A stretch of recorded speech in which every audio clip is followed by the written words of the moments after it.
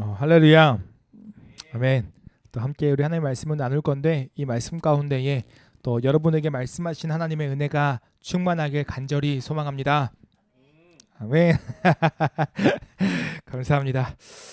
오늘은 창세기 우리 18장 말씀을 계속해서 함께 보고자 합니다. 특별히 16절에서 우리 26절 말씀을 볼 건데요. 실제로는 우리 33절, 그러니까 18장 나머지의 모든 말씀을 다 보려고 합니다. 그래서 우리가 오늘은 26절까지만 읽었지만 실제로 우리가 함께 나눠볼 말씀은 우리 33절까지의 말씀이라는 것을 좀 알고 계시면 너무나 좋을 것 같습니다. 여러분, 오늘 말씀 제목이 무엇이냐면 우리 중재자라는 제목입니다. 여러분, 인생을 살면서 누군가를 위해 중재해 보신 적이 있으실까요? 중재자의 삶. 네, 있죠. 한 번도 없지는 않을 거예요, 그죠? 네, 한 번도 안 해봤다라고 하면 조금 좀 돌이켜 봐야 될 것 같아요. 네. 그래도 한 번쯤은 인생을 살면서 누구를 위해서 중재자로서의 역할을 감당해 본 적이 아마 있을 겁니다.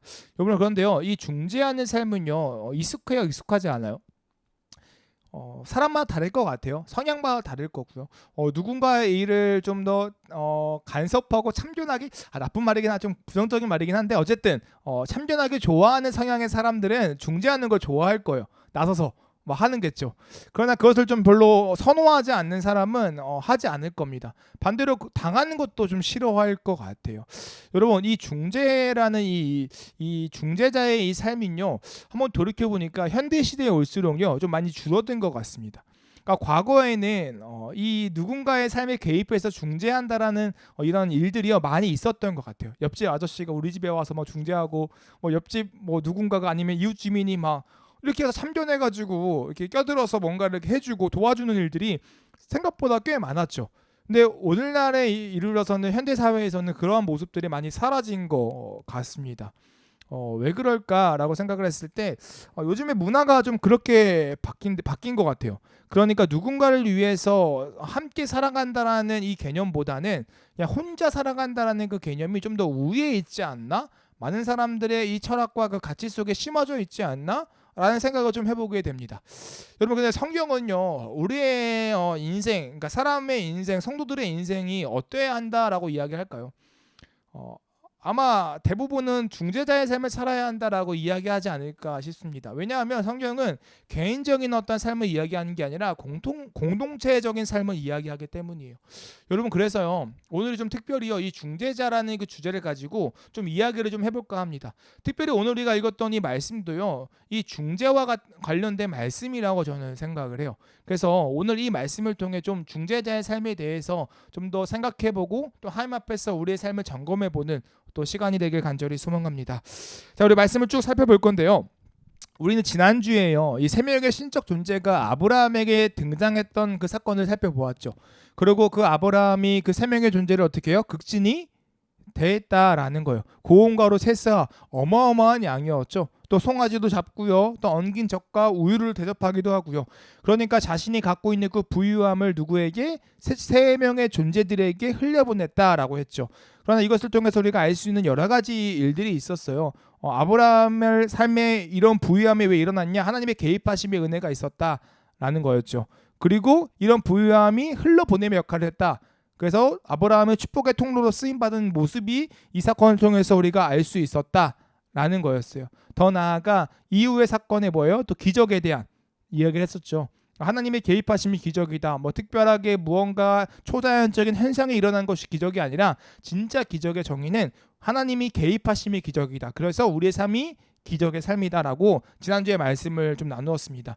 그것이 지난주의 내용이었고요. 이제 이번 주에 들어서 이 세 명의 존재가요 이제 아브라함의 그 집을 떠납니다. 그러니까 처음에 자신이 계획했던 이 소돔과 고모라로 향해서 떠나는 거예요. 그 말씀이 오늘 말씀에 등장하는 거죠. 그게 16절 말씀이에요. 16절 말씀에 이렇게 이야기합니다. 그 사람들이 거기서 일어나서 소돔으로 향하고 아브라함은 그들을 전송하러 함께 나가니라. 그러니까 이 세 명의 신적 존재가 일어나서 나가는 거예요. 소돔을 향해서. 그러니까 아브라함이 어떻게 해요? 그들을 배웅하러 같이 따라간 것이었죠. 네, 이 상황에서 갑자기요 이 성경은요 장면을 전환시켜요. 어떻게 전환시키냐면 하나님의 독백으로 전환시킵니다. 그러니까 내용이 갑자기 확 바뀌는 거예요. 어떤 독백이 일어나냐면 17절이에요. 여호와께서 이르시되 내가 하려는 것을 아브라함에게 숨기겠느냐라고 이야기합니다. 그러니까 하나님의 독백이 하나님의 이야기가 스스로 말씀하심이 등장하는데 그 내용이 뭐예요? 내가 아브라함에게 내 계획을 숨길 수 없다라는 내용인 거죠. 그리고 왜 숨기지 않으시는지에 대해서 그 이유에 대해서 18절과 19절에 설명을 합니다. 한번 읽어보겠습니다. 18절 읽겠습니다. 시작.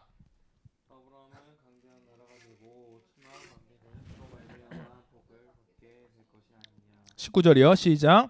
내가 그로 그 자식과 권속에게 명하여 여호와의 도를 지켜 의와 공도를 행하게 하려고 그를 택하였나니 이는 나 여호와가 이루려 함이니라. 아멘. 그러니까 하나님께서 아브라함에게 자신의 뜻을 계시한 이유가 뭐예요? 그 아브라함으로 하여금 복의 통로가 되게 하시고 또 아브라함을 통하여 그의 자식과 그에게 속한 모든 권속에게 여호와의 도를 지켜서 의와 공도를 행하게 하시기 위하여 아브라함을 택하셨다라는 거예요. 그리고 그 택함 가운데 계시를 보여주신 것이다라고 이야기하는 것이죠. 그게 그 이유였어요. 그러고 나서 실제로 하나님께서는요, 이 아브라함에게 자신이 앞으로 어떤 일을 행할지를 이제 말씀하시는 게 20절과 21절이에요. 지금 말씀 구절 그대로 쭉 보고 있는 거예요. 20절과 21절이에요. 여호와께서 또 이르시되 소돔과 고모라에 대한 부르짖음이 크고 그 죄악이 심히 무거우니 내가 이제 내려가서 그 모든 행한 것이 과연 내게 들린 부르짖음과 같은지 그렇지 않은지 내가 보고 알려하노라 라고 이야기해요. 그러니까 소돔과 고모라에게 죄악의 심히 큼을 말씀하시고 하나님께서 그들을 심판하기 위하여서 소돔과 고모라로 향합니다라는 이야기가 아브라함에게 계시되었다라는 거죠. 여러분 실제로요. 이 21절에요. 내게 들린 부르짖음, 이 부르짖음이요. 어떤 부르짖음일까요? 이 소돔과 고모라가 많은 악행을 펼침으로 말미암아 그 악행으로부터 아파하는 사람들, 절규하는 사람들의 부르짖음이다라고 이야기를 해요. 그러니까 이 소돔과 고모라의 악행이 얼마나 큰지를 여기서 표현하고 있다라는 거죠. 그리고 실제로 하나님께서 그것을 확인하러 소돔과 고모라로 가신다라는 것은요. 그들이 하나님 앞에서 자신의 잘못을 부인할 수 없도록 하나님께서 명확한 재판관으로서 그들을 심판하시기 위해 가신다라는 의미가 여기에 포함되어 있다라는 거예요.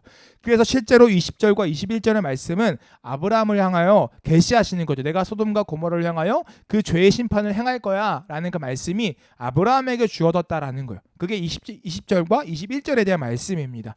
그렇게 아브라함에게 하나님의 계획하심을 말씀하시고 주의 사자들이 실제로 소돔과 고모라를 향하여 떠나버리는 거예요. 여러분 그런데요.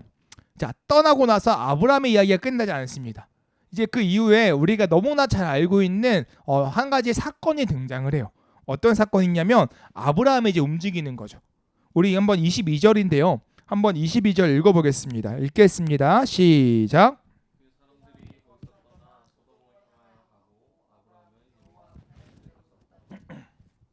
네. 22절에 아브라함이 여호와 앞에 섰다라고 성경은 이제 기록하죠. 그러니까 그 사람들이 거기서 떠나 소돔으로 향했는데 떠나자마자 아브라함이 누구 앞에 서요? 여호와 앞에 섰다라는 거예요. 하나님 앞에 나아갔다라는 거죠. 한번 생각을 해볼게요. 아브라함이요 하나님의 계시를 들었습니다. 그리고 나서 하나님 앞에 섰죠. 왜 섰을까요? 왜 하나님께 나아갔을까요? 그 이유는 쉽겠죠. 하나님의 계시를 들었기 때문에 하나님 앞에 섰을 거라는 거예요. 그러면 하나님의 그 계시를 들은 것과 아브라함이 하나님 앞에 선 것이 대체 어떤 연관성이 있냐라는 거예요. 대체 그 계시가 어떻게 아브라함으로 하여금 하나님 앞에 서게 만들었냐라는 거죠. 한번 이유를 생각해 보면요. 그 계시의 내용이 심상치 않기 때문이에요. 그러니까 그 계시의 내용이요. 너무나 잘 먹고 돌아갑니다. 이거였으면 아브라함이 하나님 앞에 안 섰을 거예요. 그런데 그 계시의 내용이 뭐예요? 소돔과 고모라를 향한 심판에 대한 내용이었다라는 거죠. 그러니까 그 계시의 심상치 않음이 아브라함으로 하여금 하나님 앞에 서게 만들었다라는 거예요. 여러분, 제가 이제 어떤 광고를 하나 봤는데요. 정확히 기억이 안 납니다. 어떤 광고였는지. 근데요, 한 여행 광고였던 것 같아요. 어떤 한 커플이요 여행을 갔는데 버스에 막 타는 장면으로 시작해요. 뭔지 아세요? 혹시 보신 적 있나요? 근데 이제 여자분이요 너무 피곤하니까 저 뒤에 앉아서 좀 쉬자 뭐 이렇게 이야기해요. 그런데 갑자기 소리가 들립니다. 버스 안에서 어느 한 커플이 약간 싸우는 소리가 들리는 거예요. 그렇게 가다가 여성분이 뒤로 가서 쉬자라고 하다가 아니 여기 앉아 여기 앉아 하는 거예요. 여기 어디냐면 그 싸우는 커플 뒷좌석이요. 그러니 그 남자친구가 왜 영문체 모른 채 끌려 앉습니다. 그리고 나서 장면이 바뀌는데 이제 버스에서 내리는 장면으로 바뀌어요. 그러니까 막 비가 오는 거예요. 남자친구가 미안한가 봐. 내가 날씨를 잘못해가지고 비가 와가지고 막 이래. 그랬더니 아니야 좋아. 그 버스 쉴래? 아니면 내려 이래가지고 어디 가냐? 그 싸우는 커플을 따라갑니다. 그리고 또 사진을 찍어요. 갤럭시 광고였나 보다. 생각이 났어요. 갤럭시 광고였던 것 같아요. 그 핸드폰. 그리고 이제 사진을 찍는 거죠. 찍는데 이제 그 여자분이 이제 찍히는 대상이고 남자가 찍고 있어요. 네, 어떻게 하냐면 뭐 여자분이 뭐 오른쪽으로 가라고 하면서 어디 가냐? 싸우는 커플 쪽으로 가는 거예요. 그리고 그 이야기를 막 엿듣습니다. 그리고 나서 하나 둘 셋 하고 같이 찍을게 하고 남자가 와가지고 같이 착 찍고 가요. 그런데 이제 그 남자 그 싸우는 커플의 남자가 이제 여자의 이름을 잘못 부른 것 같아요. 민정아 뭐 이랬던 것 같아요. 그랬더니 야 어떻게 민정이래 막 이러면서 끝나고 이제 여행이 끝나고 돌아오는 이야기로 하는데 그 마지막이 뭐냐면 오빠 여행이 너무 행복해 너무 좋았어 너무 즐거운 여행이었어 라고 이야기가 이제 마무리되어져요. 이 광고였던 것 같아요. 그리고 나서 뭐 광고 마지막에 보니까 이제 AI처럼 사진 찍은 거 옆에 뒤에 싸우는 커플 나오니까 뭐 지우는 뭐 그런 광고였어요. 근데 이제 거기서 느끼는 게 뭐냐면 한 가지 그들에게 들리는 그 소식이 그들로 하여금 뭔가 움직이게 만든다라는 거죠. 그러니까 어떤 소식이냐에 따라서 그들로 하여금 그 상황을 바꿀 수 있다라는 거예요. 그러니까 아브라함에게 들린 하나님의 계시가 너무나 충격적인 메시지였기 때문에 아브라함으로 하여금 일어나서 하나님 앞에 서게 만들었다는 거죠. 그냥 일반적인 메시지였더라면 아브라함은 일어나지 않았을 것 같아요. 그냥 잘 가세요 하고 배웅하고 끝났겠죠. 그러나 그러지 않았다라는 거예요. 또요. 결정적으로 아브라함이 하나님 앞에 나섰었던 이유는 계시의 내용이 심상치 않아서도 있지만 또 하나가 있는 것 같은 게 무엇이냐면 그 계시의 내용이요 아브라함으로 하여금 마음을 움직이게 하게 만들었다라는 거예요. 무슨 말이냐면 우리가 언제 마음이 움직여요? 나와 상관이 있을 때 그 이야기가 나와 연관이 있다라고 여겨질 때 우리는 마음이 움직입니다. 나와 전혀 상관이 없는 이야기면 우리는 움직이지 않아요. 그러니까 하나님께서 말씀하셨던 이 소돔과 고모라에 대한 이 메시지가요. 아브라함 자신과 연관이 있다라고 여겨졌기 때문에 아브라함이 움직였다라는 거예요. 하나님 앞에 서게 되었다라는 거죠. 만약에요. 그 내용이 아브라함과 아무런 상관없는 내용이었다면 아브라함은 하나님 앞에 나아가지 않았을 거예요. 여러분 인간은요. 흥미로움만을 가지고는 행동하는 한계가 있습니다. 그러니까 즐거움만 가지고 호기심만을 가지고 행동하는 한계가 있어요. 일반적으로는요 그것에 목숨을 걸지는 않습니다. 자신의 모든 것을 내놓지 않아요. 그런데 자신과 상관이 있는 이야기라고 하며 위험도 감수하고 행동합니다. 그만한 가치가 있는 이야기라고 생각되어지면요 움직인다라는 거예요. 그리고 실제로 구약 시대에서요 여호와 하나님 앞에 선다라는 것은요 목숨을 내놓는 일이에요. 오늘날로 따져서는요 우리가 하나님 앞에 예배드리러 갑니다라고 했을 때 솔직히 목숨을 내놓지 않잖아요. 되게 그냥 은혜 가운데 우리가 나아가잖아요. 근데 그 당시에 하나님 앞에 선다라는 그 개념 자체가 되게 두렵고 무서운 이야기였다라는 거죠. 그래서 실제로 아브라함이요 하나님 앞에 선다라는 것은요 그와 같은 어떤 마음의 결단과 자신과 상관이 있다라는 그 이야기의 어떤 마음의 움직임이 아브라함에게 있었다라는 거예요. 그래서 지금 아브라함이 마주한 이 하나님의 계시는요 남의 일이 아니라 내 자신의 일처럼 여겨졌다라는 거죠.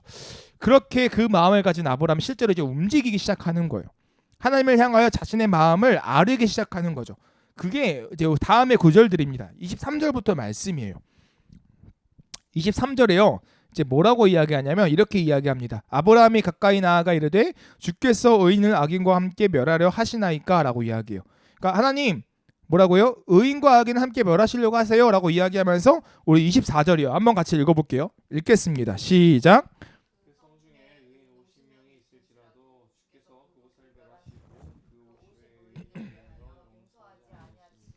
우리 25절도요. 시작.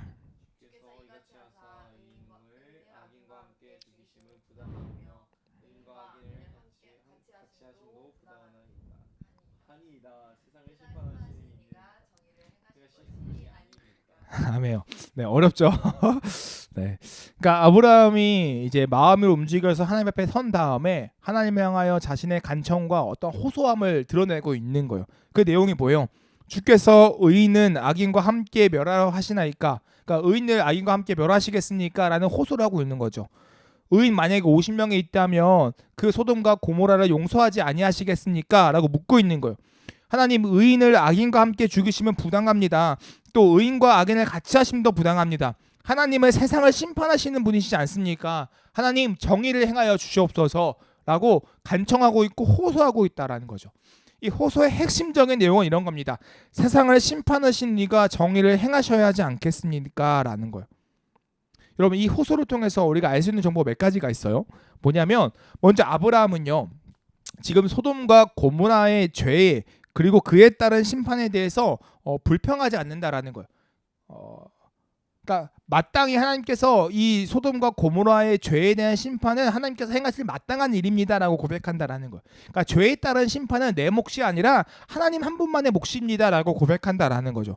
그래서 지금 아브라함의 호소는요, 심판의 잘못에 대한 호소가 아니라는 거예요. 하나님, 소돔과 고모라는 잘못이 없는데 왜 그들을 심판하십니까? 뭐 이런 호소가 아니라는 거예요. 그리고 둘째로 지금 아브라함이 외치는 이 호소는요, 그래서 어떤 호소냐? 하나님의 인내하심과 그 자비하심에 대한 호소라는 거예요. 하나님, 세상의 재판장들도 악인은 벌하고 의인은 벌하지 않는데 더구나 세상을 심판하시는 하나님이시라며 그와 같은 정의를 보여주셔야 하는 거 아닙니까? 하나님께서는 의인과 악인을 함께 멸하시는 불의한 하나님이 아니시지 않습니까? 라는 하나님의 어떤 인내, 자비로움, 뭐 거기에 호소하고 있다라는 거죠. 이런 아브라함의 호소예요. 하나님은 이렇게 응답하세요. 그게 26절 말씀이에요. 여호와께서 이르시되 내가 만일 소돔 성읍 가운데에서 의인 50명을 찾으면 그들을 위하여 온 지역을 용서하리라. 아멘. 하나님은 응답하시면 뭐예요? 알았어. 너 말대로 내가 50명을 찾으면 그 소돔과 고모라 땅 다 용서할게. 라는 게 하나님의 응답하십니다라는 거죠. 여러분, 대단한 거죠. 이 호소의 이 간청이 하나님께서 응답하신 거잖아요. 너무나 감사한 일이죠. 근데 아브라함의 간청과 호소는 여기서 끝나지 않습니다. 자신을 이제 지극히 낮춰요. 그게 27절인데요. 뭐라고 이야기했냐면 나는 티끌이나 재와 같사오나 감히 주께 아뢰니다 라고 자신을 낮추면서 하나님께 한 번 더 간청하는 거죠. 그 간청이 이제 어떻게 돼요? 숫자가 줄어갑니다. 그게 28절이에요. 50의인 중에 5명이 부족하면 그 5명이 부족함으로 말미암아 온 성읍을 멸하시리니까 이르시되 내가 거기서 45명을 찾으면 멸하지 아니하리라. 그러니까 아브라함이 뭐라고 이야기하냐면 주님, 만약에요 50명이 아니라 의인 45명이면 그래도 온 성읍을 멸하시려고 하십니까? 라고 묻는 거죠. 하나님 뭐라고 하세요? 아니 45명이라도 내가 멸하지 않을게 라고 말씀하시는 거죠. 자, 이렇게 아브라함은요 숫자를 계속 줄여갑니다. 50에서 45, 45에서 40, 40에서 30, 30에서 20, 20에서 10. 그러니까 10명의 의인까지 줄여가죠. 그 10명의 의인까지도 하나님께서 뭐라고 말씀하세요? 아, 내가 멸하지 아니할게 라고 말씀하신다라는 거예요. 그러고 나서 오늘 이제 본문의 이야기가 마치는데 그게 33절의 말씀이에요. 이렇게 이야기합니다. 여호와께서 아브라함과 말씀을 마치시고 가시니 아브라함도 자기 곳으로 돌아갔더라. 아멘. 그러니까 여호와 하나님과 아브라함의 모든 대화가 끝나고 이제 이야기가 사건이 이제 마무리가 되죠. 자, 여러분 지금요 우리가 지금 이제 창세기 18장의 말씀을 다 살펴본 거예요. 여기서 아브라함은요 하나님께 계속적으로 호소하고 있죠. 그러니까 간청하고 있다라는 거예요. 여러분 이 간청과 호소를 우리가 어떻게 봐야 할까요? 어떤 모습으로 봐야 할까요? 많은 이제 목사님들과 많은 분들이 이 모습은요 중보자, 그러니까 중개자의 모습이다라고 이야기를 합니다. 그러니까 아브라함은 지금요 자신을 위해서가 아니라 이 소돔과 고모라의 땅을 위해서 하나님과 이야기하고 있는 거예요. 그러니까 소돔과 고모라와 그 하나님 사이를 중재하고 있는 게 아브라함이다라는 거죠. 여러분 생각을 해보겠습니다. 이 소돔과 고모라를 향한 하나님의 뜻을 아브라함이 알게 되었죠. 그 내용이 심상치 않았다라는 거예요. 그리고 그 내용을 듣고 아브라함은 마치 자신의 일처럼 하나님 앞에 나아간 거죠. 그리고 하나님께 간청합니다. 호소합니다. 하나님 정말로 심판하시는 것이 마땅하십니까? 의인 50명 있으면요, 45명 있으면요, 40명은요, 30명, 20명, 10명은요 호소하는 거예요. 간청하는 거예요. 하나님은 자비로우신 하나님이시지 않습니까? 라고 요청하고 있는 거죠. 그러니까 어떻게 보면 소돔과 고모라가 해야 하는 어떠한 그 모습을 대신해서 아브라함이 지금 행동하고 있다라는 거예요. 어떻게 보면 이 아브라함은요, 중개자의 삶을 살고 있다, 중재자의 삶을 살고 있다라는 거예요. 한번 생각을 해볼게요. 여러분, 왜 아브라함이요, 이 소돔과 이 고모라를 위해서 이와 같이 살아갈까요? 왜? 우리가 앞서 이야기한 것처럼 아브라함이 이와 같은 중재자로서의 삶을 살 수 있었던 이유는 하나님의 계시가 자신과 연관된 일처럼 여겨졌기 때문일 거라요.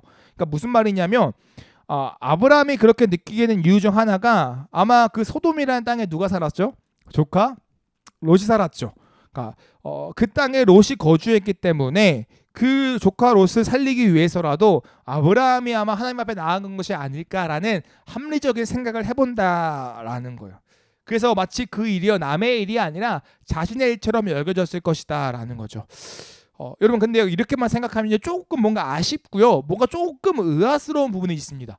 무슨 말이냐면, 만약에요, 하나님께서 아브라함에 계시했던 내용, 그리고 그 계시한 내용을 듣고 아브라함의 중재자로서 하나님께 나아간 것이라면 오늘 아브라함이 하나님께 요청하는 간구의 모습이요, 조금 의아해요.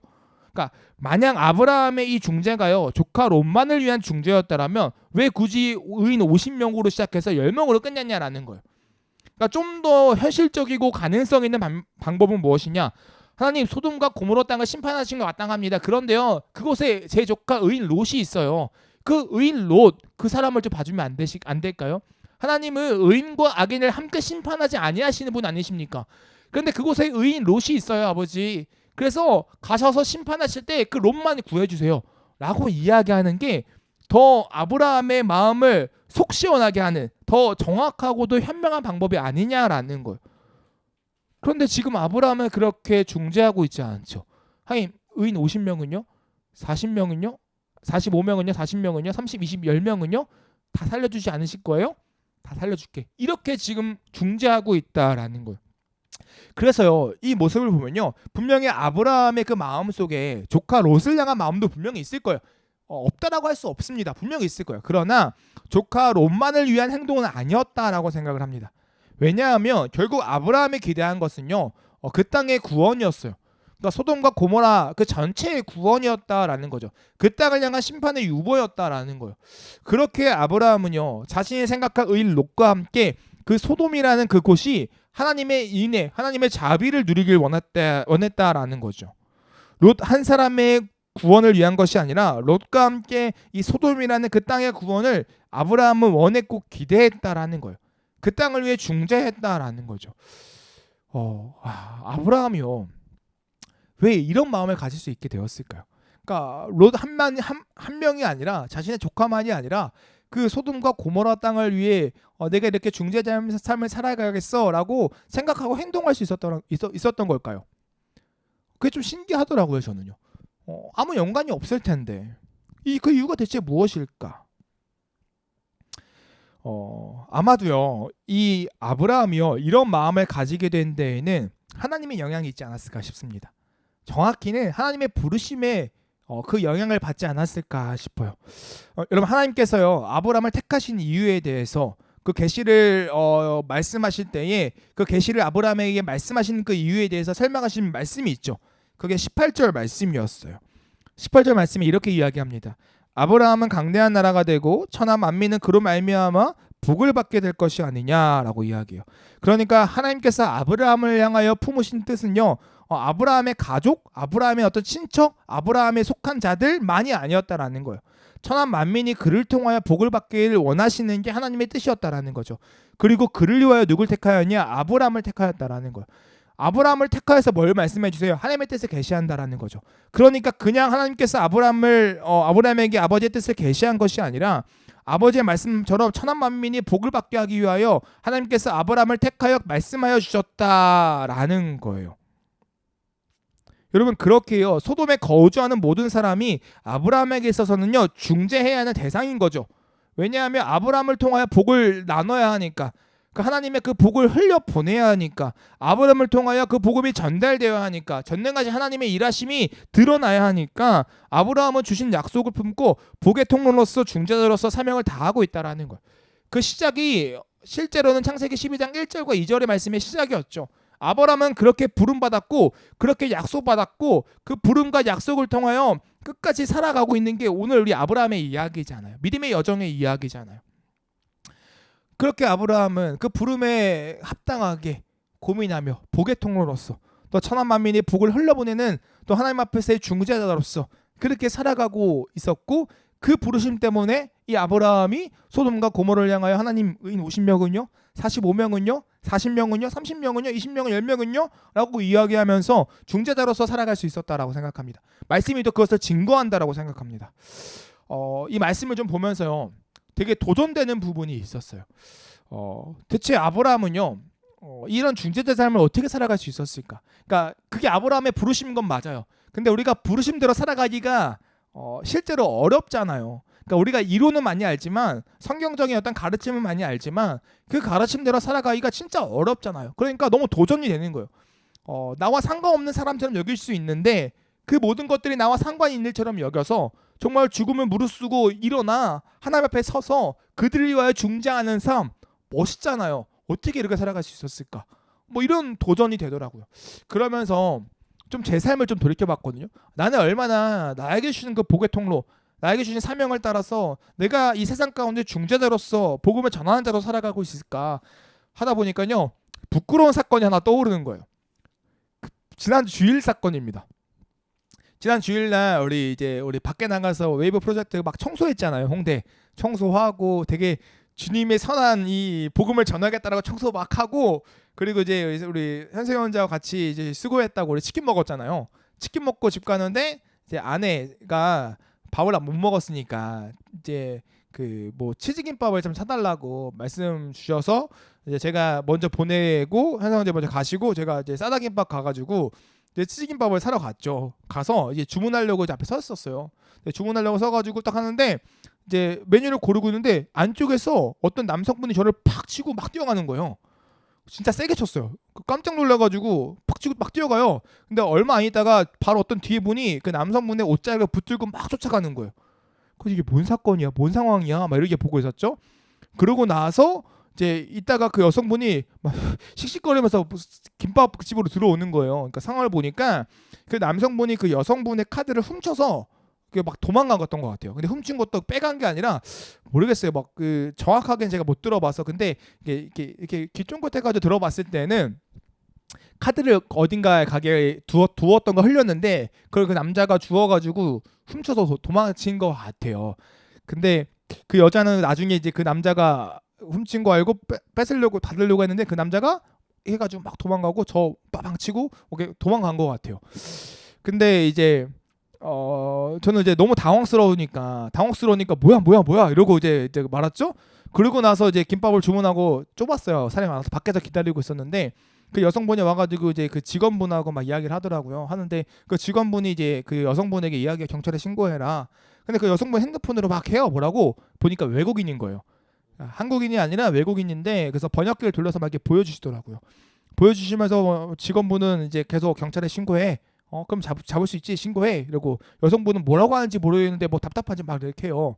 근데 지금 생각해 보니까 외국인이 뭐 신고를 어떻게 하겠어요. 그렇죠. 그냥 정말로 너무나 두렵고 떨리는 마음으로 막 얼마나 분한 마음으로 있었겠어요. 근데 저는 그 와중에 뭐예요? 김밥 기다리고 있는 거죠. 그 삶의 중재자로 나가서자는 마음이 안 들었어요. 그러니까 뭐야 뭔 일이야 막 이러고 있었고 그리고 한창 있다가 앞에서 식사하는 어떤 좀 중년의 아저씨가 경찰에 신고를 해주시더라고요. 그래서 잘 됐다. 그래서 좀 기다리세요. 이러고 이제 해주시더라고요. 근데 그 모습 보니까 야 마음이 좀 착잡한 거예요. 경찰에 신고해준 모습 보고 야 난 뭐 하고 있지? 세상에 선한 영향을 끼친다. 방금 청소하고 오고 방금 이렇게 하고 왔는데 야 임신한 아내가 기다리니까 김밥 사가는 게 더 맞지? 뭐 이렇게 생각한 건가? 아니에요. 나는 왜 뭐 하고 있지? 내가 먼저 가서 경찰로도 신고를 해주면 얼마나 좋겠어. 입장 바꿔서 제가 외국에 나가서 누군가가 내 카드를 훔쳐가지고 다 뺏겨가지고 혼자 막 진짜 막 두려워하고 떨고 있을 때 분명히 누군가의 도움을 기다리고 있을 텐데 나는 거의 내 일 아닌처럼 남일처럼 그냥 나 몰라라 뭐야 왜 뭔데 귀 쫑긋 이러고 있고 그러니까 제 자신이 스스로 너무 부끄러운 거죠. 그러고 있다가 한번 생각을 해봤어요. 만약에 그 여성분이 제 아내였더라면, 그 여성분이 현생연자였더라면 나는 어떻게 했을까? 뭔가 누군가 나를 딱 치고 뛰고 있는데 제 아내가 뛰고 있어. 그러면 같이 뛸 것 같아요. 아무 생각도 안 하고요. 그냥 막 달려갈 것 같아요. 그러면서 왜 뭔데 이러면서 카드 알았어. 와 이랬을 것 같아요. 근데 그러지 않았다라는 거죠. 그러니까 뭔가 그런 모습을 보면서요. 이런 어떠한 이 세상에 어떠한 이 중재자로서 살아간다라는 그 삶이요. 쉽지 않다라는 걸 진짜 많이 느낀 거예요. 보계통로서 저를 부르고요. 중재자로서 저를 부르셨는데 그 일이 그 세상 사람들 일이 내일처럼 안 느껴지는 거예요. 나와 연관된 사람들 여기 계신 우리 동역자분들의 문제 정도 돼야 내일처럼 여겨지지 세상에서 한 번 본 사람들의 일이 내일처럼 안 여겨지는 거예요. 그러니까 세상에 일어나는 모든 일이 나와 상관일로 여긴다라는 게요. 약간 정말 쉽지 않구나. 그러니까 아브라함이 소돔과 고모라의 일을 내일처럼 여겼다라는 게 너무 놀랍게 느껴지는 거죠. 너무 신기한 거예요. 그러니까 너무 그러고 나서 제 생각에 너무 부끄러운 거죠. 야, 너가 그래도 목사냐, 너가 그래도 성도냐. 그래도 좀 더 이 관심 범위 좀 넓어야 되는데 뭐 그렇게 넓지도 않은 것 같고 막 그런 마음이 좀 드는 거죠. 그러니까 좀 초라해지는 거예요 스스로가. 그러고 나서 또 이렇게 보니까 나만 그럴까라고 좀 생각을 해보니까요. 제가 위로를 받고 싶었나 봐요. 나만 그럴까라고 생각을 해보니까요. 금요일 날에 또 우리 수완거리 프로덕션 우리 형제님과 목사님께서 이제 초청해 주셔서 그 SDC 뭐 그 이제 상호 협력과 이런 세미나 어쨌든 뭐 토론 그러니까 토크 콘서트 이런 데를 좀 다녀왔어요. 그러니까 무엇이냐면 이제 SDGs라고 해서 그 유엔에서 하는 지속 가능 발전 목표라고 해가지고 이제 세계 국가가 크게는 17개의 어떤 목표와 그리고 169개의 뭐 세부 목표로 해가지고 우리가 함께 좀 이렇게 뭐 살아갑시다라는 어떠한 이제 이런 것들을 하는 것 같아요. 근데 이제 그런 것들을 그러니까 건강한 어떤 세계 문화를 만드는 것 같죠. 지속 가능 발전 목표를 삼아서 그래서 뭐 여러 가지 파트가 있더라고. 빈곤, 교육 뭐 여러 가지 파트가 있는데 어쨌든 다 좋고 긍정적인 이야기들이잖아요. 근데 그것을 북한과의 어떤 관계 안에서 그들을 어떻게끔 참여하게끔 할 것인가, 또 북한의 삶을 어떻게 이와 같은 목표로 개선시킬 것인가라는 이야기를 하는 거예요. 근데 좀 토론이 짧지 않았어요. 4시부터 시작해서 거의 6시 가까이 2시간 정도 했단 말이죠. 토크 콘서트니까. 근데 그 얘기 좀 되게 흥미롭게 들렸거든요. 너무 재밌고 흥미롭게 들려서 좀 잘 듣고 있는데 또 한편으로 어떤 생각이 들었냐면 그러니까 자기들만의 리그다라는 생각도 들었어요. 무슨 말이냐면 젊은 세대들은 정말 관심이 없겠다라는 생각이 들었어요. 그리고 실제로 거기에 계셨던 패널분들도 좀 많이 제가 느끼기엔 뭐냐면 요구하셨던 게 2030 세대들이 관심 가져줬으면 좋겠다. 너무 이 통일에 대한 부분이 우리 윗세대들에 대한 이야기고 너무 아랫세대 젊은 세대들은 너무 관심 바뀐 것 같다.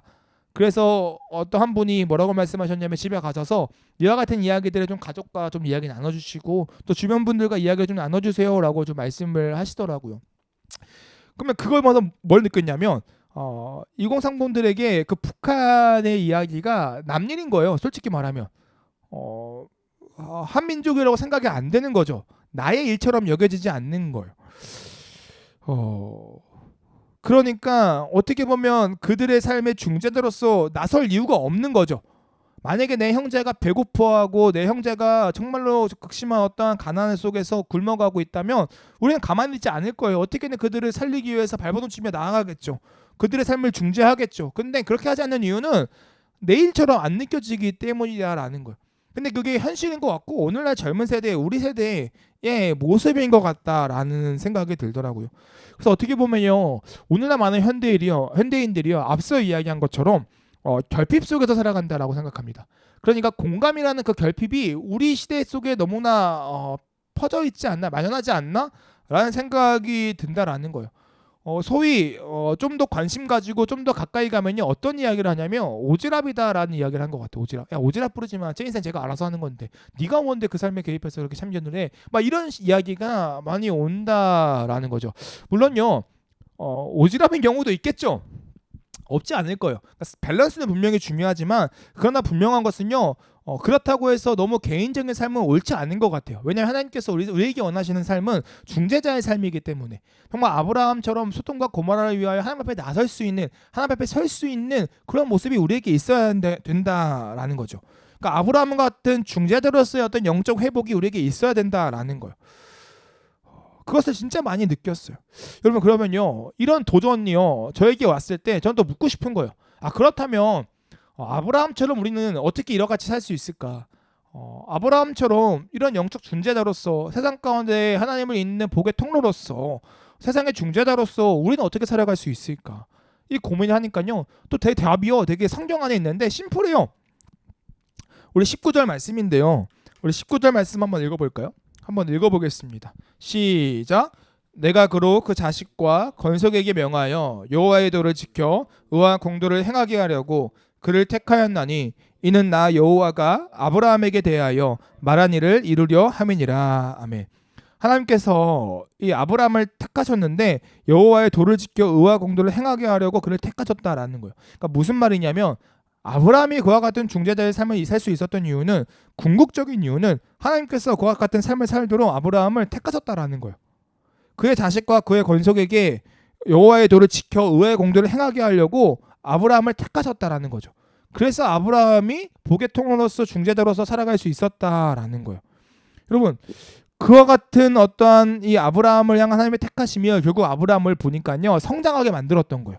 창세기 12장 1절과요 창세기 18장 오늘 이 말씀까지 33절까지 말씀에 아브라함은요 계속 성장하고 있었더라고요. 처음에 부르심 받은 그 아브라함 삶 가운데 하나님의 개입하셔서 수많은 사건과 역사 가운데에 아브라함이 복의 통로이심을 계속해서 말씀하여 주시고 더 나아가 아브라함이 중재자로서 삶을 살아가야 함을 계속적으로 말씀해 주신다라는 거예요. 하나님께서 아브라함에게 내가 너와 한 약속을 잊지 말라고 한 번 말씀하신 게 아니죠. 아브라함이 흔들릴 때마다 아브라함이 넘어질 때마다 아브라함에게 나타나서 말씀하여 주시고 깨닫게 하시고 징표를 보여주시고 언약을 맺으시고 이러면서 아브라함의 삶을 계속 훈련시키신다라는 거예요. 그러니까 아브라함은 그렇게 훈련받고 그렇게 성장함으로 말미암아 복의 통로로서 또 세상의 중재자로서 살아갈 수 있었다라는 거죠. 모든 근거는 택하심이구나. 그러고 나서 제 삶을 보니까요. 그래도요 성장했더라고요. 그러니까 막 뛰어가지 못했지만 다음에는 좀 더 하겠죠. 좀 더 성장하겠죠. 그러나 옛날에 저를 보면요. 지금보다 더 최악이었고요. 그래도 오늘날의 2025년의 이준이라는 그 성도로서의 이준이라는 이 모습을 보면요. 조금은 자랐더라고요. 성장했더라고요. 그러니까요. 좀 희망이 생기는 거예요. 소망이 생기는 거예요. 하나님의 택하심이 나를 하여금 하나님의 말씀처럼 복의 통로로서 세상을 향한 중재자로서 살아가게 하시는구나. 그게 은혜가 되더라고요. 그러고 나서요. 또 성경적인 또 근거가 뭐가 있을까라고 보니까요. 성경의 근거가 또 있더라고요. 무엇이냐면 우리를 중재하시는 분이 계시기에 우리가 중재자로 살 수 있음을 성경은 이야기하더라고요. 여러분 성경이요. 구약만 있는 것이 아니라 이 아브라함의 삶을 통해서 예표하시는 또 하나의 사건이 있습니다. 바로요. 예수 그리스도예요. 신약 성경에요. 예수님이 등장한다라는 거예요. 여러분 예수님은 어떤 분이시냐? 참 중재자세요. 예수님은요. 죄로 인하여 갈라진 그 하나님과 인간 사이를 중재하시는 참 중재자이시다라는 거예요. 우리를 대신하여 화목제물로 드려지셨죠. 그 십자가에 죽으셨죠. 죄의 대가로 형벌을 치르셨다라는 거예요. 그리고 그 형벌이요. 예수 그리스도 받으신 그 형벌이요. 우리의 것이 돼요. 부활하심이요. 우리의 것이 돼요. 그래서 우리가 어떻게 해요? 구원받죠. 하나님과 다시 연결되어진다라는 거예요. 하나님과 끊겨졌던 그 관계가 다시 회복되어진다라는 거죠.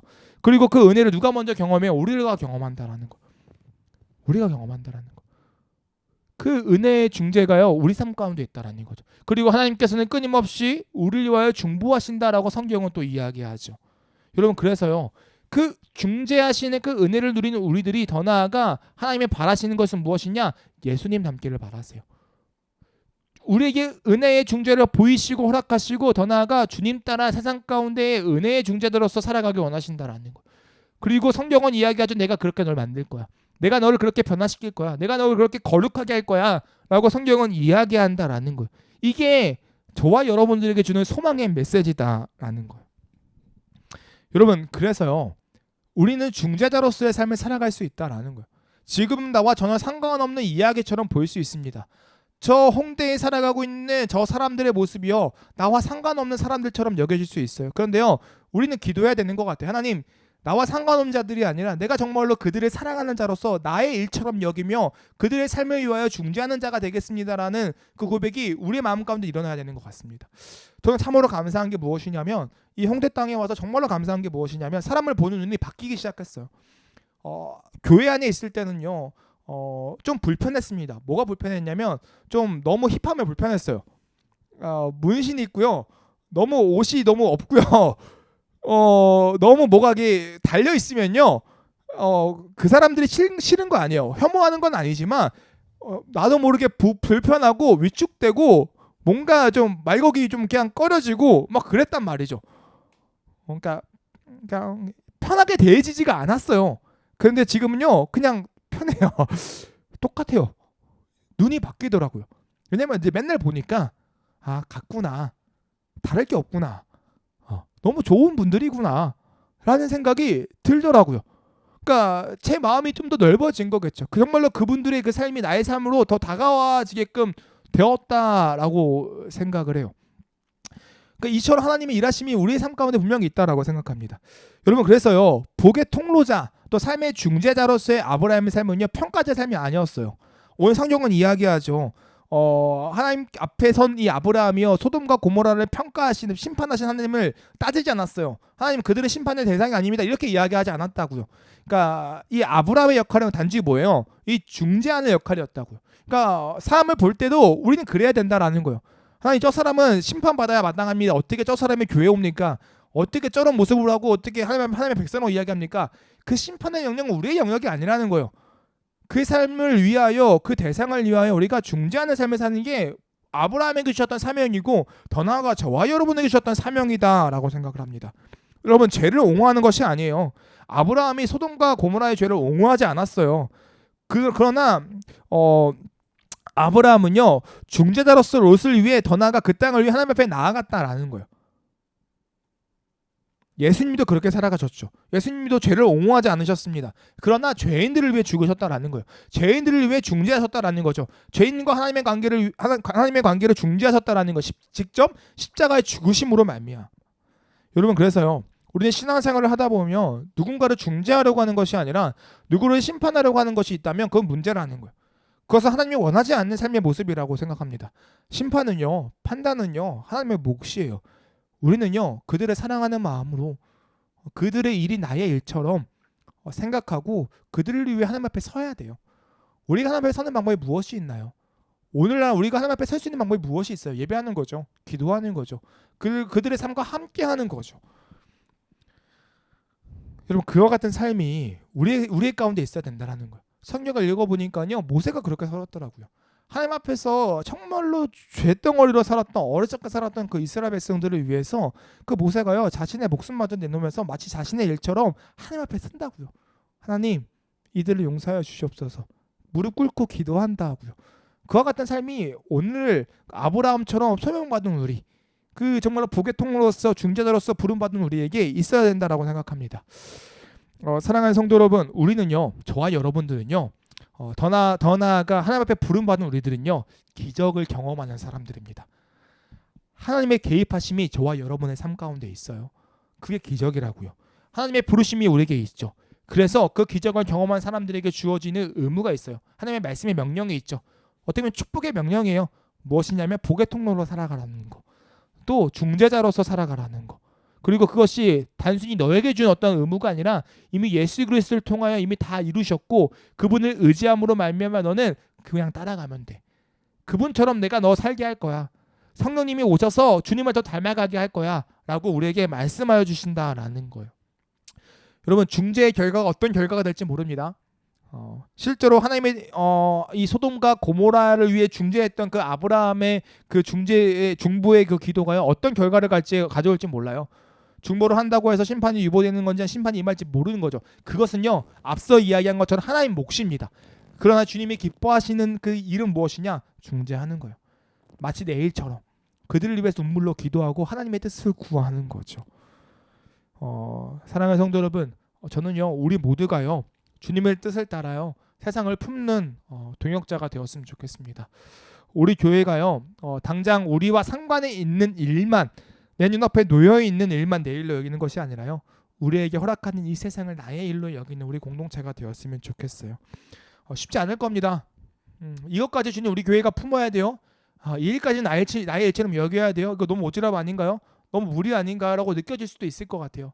당장 다 하지 못하겠죠. 그러나 우리 조금씩 더 넓혀 가보자고요. 하나님을 보여주셨던 그 수많은 그 사람들, 복음을 알지 못하는 이들에게 그 복음을 전하는 일, 정말로 그 모든 일들이 나의 일처럼 여기는 그 일들, 그 모습들이 우리 삶 가운데 조금씩 더 자라나길 소망하면서 또 행동해 보자고요.